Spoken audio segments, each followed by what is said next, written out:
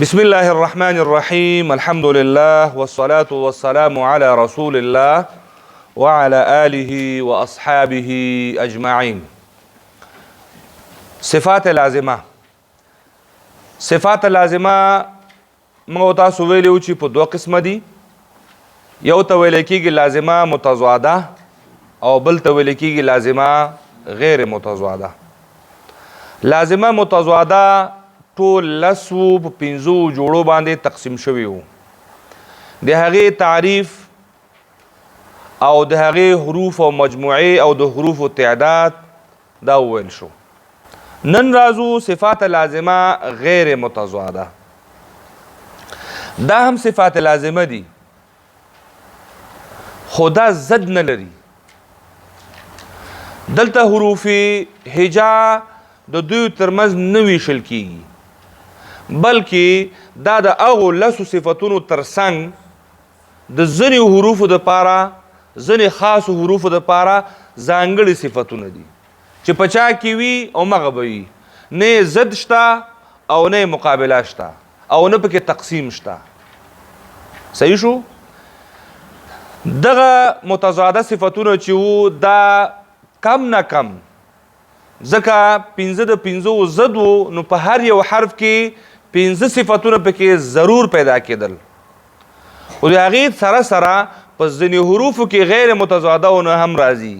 که غیر متضادهونه یو راغی نو 6 صفته به شي او که 2 راغله نو 7 صفتونه به شي خو 7 نه زیات نه راځي.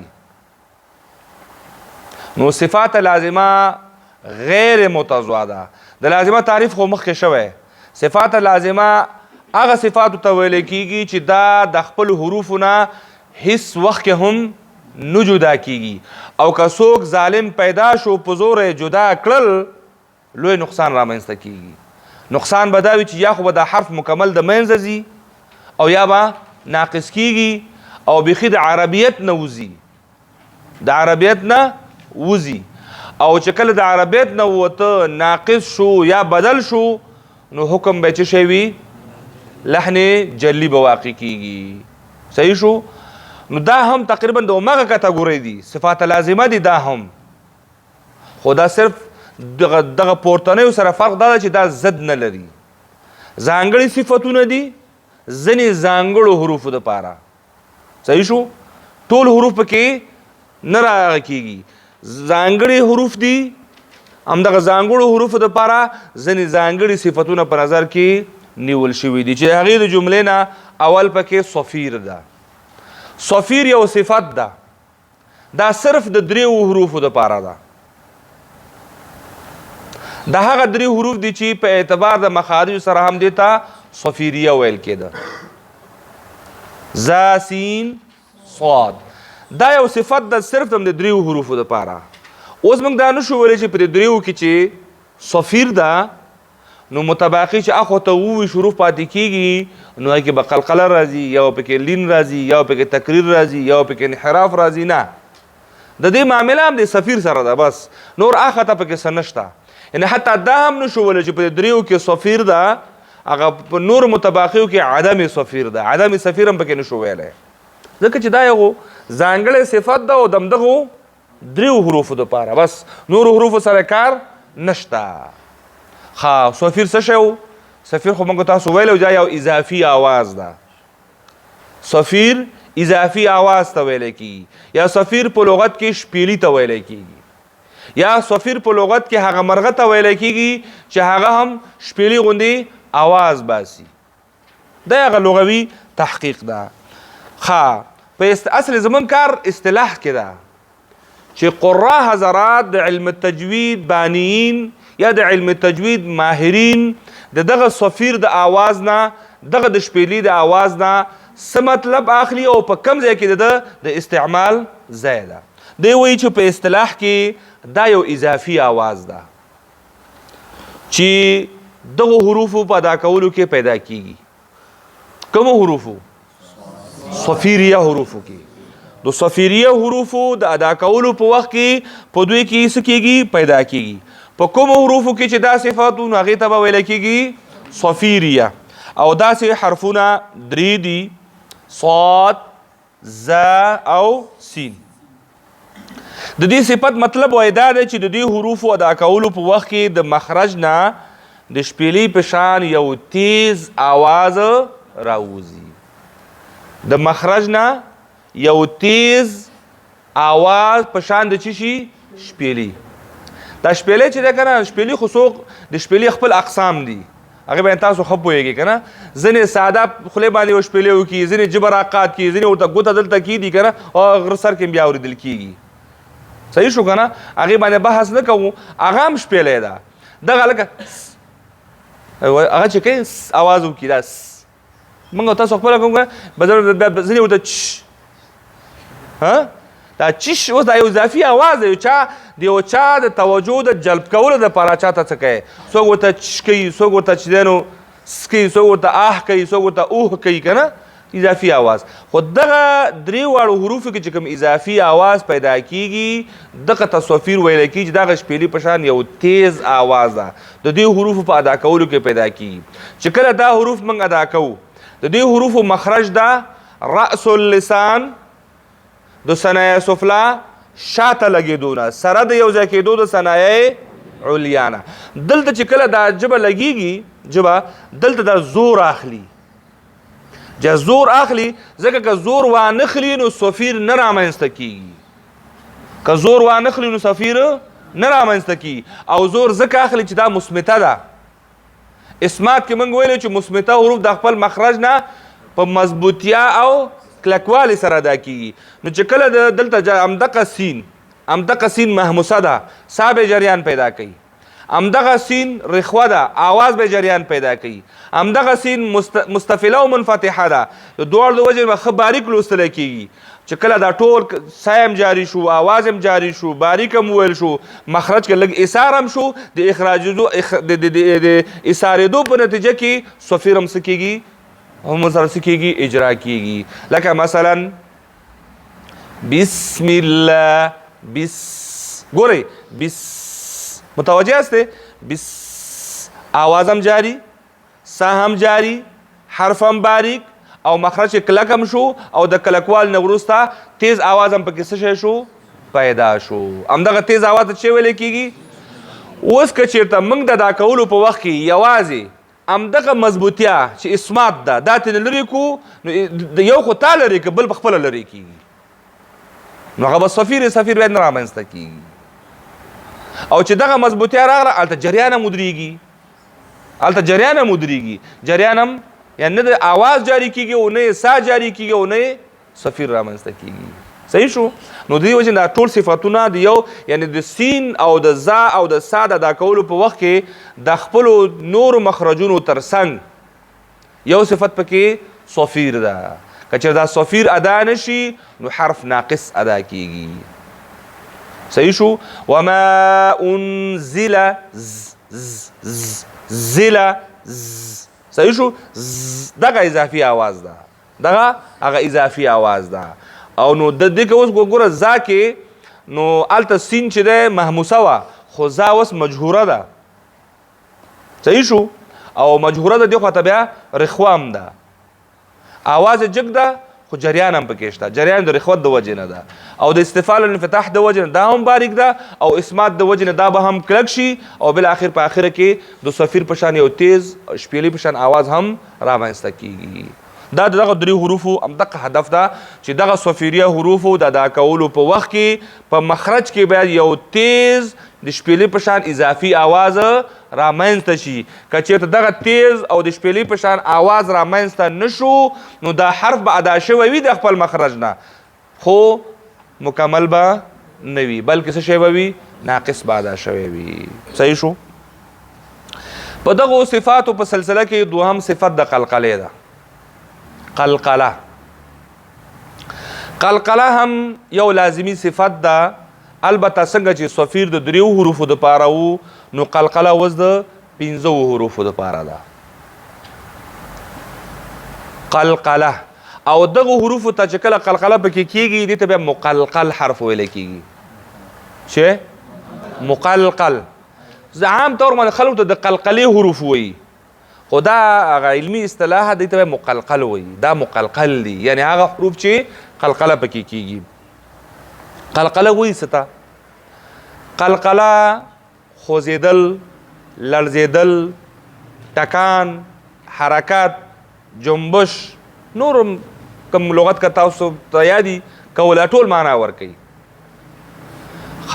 دغه حالات دغه ټکان دغه خوځښت دغه حرکت یا دغه جنبش ورته فارسی کې وایي ښه دا کله منځته راځي کله چې د قلقلې حروف ته ادا کوي د خپل مخرج نه نو هلته بیا چې دی نو دغه د صفت مطلب هم دا ده چې کله دا حروف ساکن وي او د قلقلې دپاره یو شرط کېښودل شو چې کله دا حروف څه شی وي ساکن وي او د ادا کولو په وخت کې مخرج خوځي او آواز یې بیرته شاته راتنبیږي یعنی آواز یې بیرته واپس کیږي لکه مثلا ته وایې که نه دال مجید ګوره مجید آواز خو مخرج ته لاړه خو شاته خو رانغی که نه دا چې آواز بیرته مخرج ته لاړ شي مخرج ته د تلو نه وروسته بیرته شاته را وتنبیږي دغه دوهم آواز چې شاته را تنبیږي دا د قلقلې آواز ده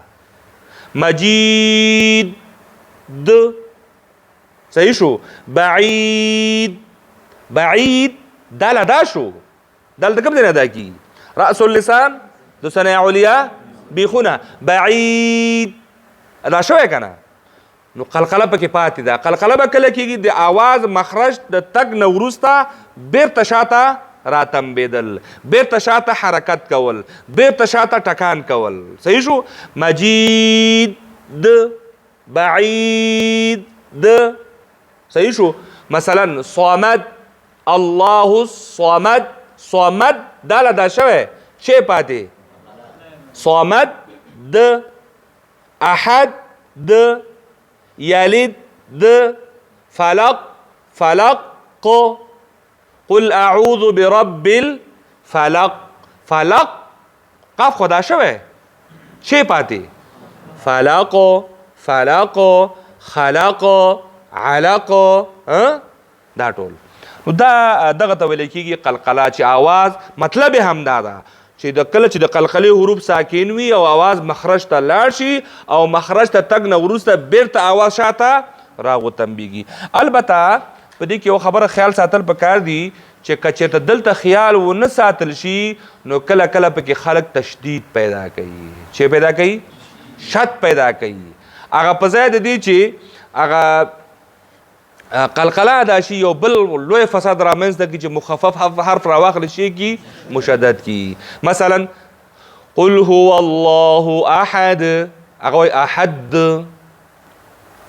احد ډېر مولوي صاحبان همداسې وایي بیا چې ورته وایي موږ قلقله کوو نو هغه نه کول د ښه دی نه چې دا نه وکړه هغه ښه ځکه مشدد خو مخفف شوی نه و که نه احد الله الصمد صمد لم يلد نه لم يلد ولم يولد اورېدلی به مې داسې تبت یدا ابي لهب وتب وتب چې وایي ورپسې کسب هغه برابر لکه شعر غوندې کړی ورسره برابروي نه دا خو شعر نه ده که نه دا خو چې کوم ځای کې قانون و هماغه قانون به ته اجرا کوي سيصلى نارا ذات لهب حطب داسې به وایي نه حطب حطب حطب حطب ډېر دغه سره یعنی په انتهایی پام سره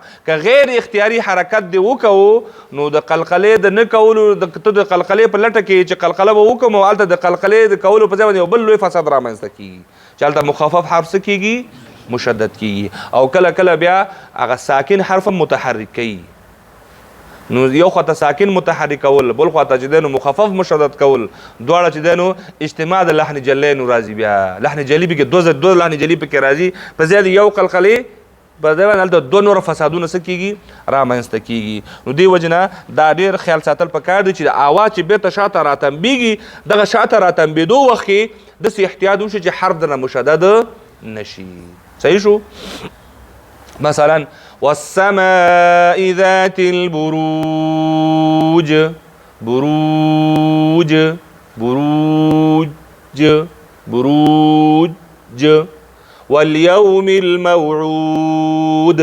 موعود موعود كموعود دي کار خراب شو موعود آرام سره یعنی دا بیرته دا د دوو قلقله کې چې د دوو اندامونو یو ځای کېدل دي او بیرته د اندامونو یو ځای کېدلو وروسته بیرته جدا کېدل دي.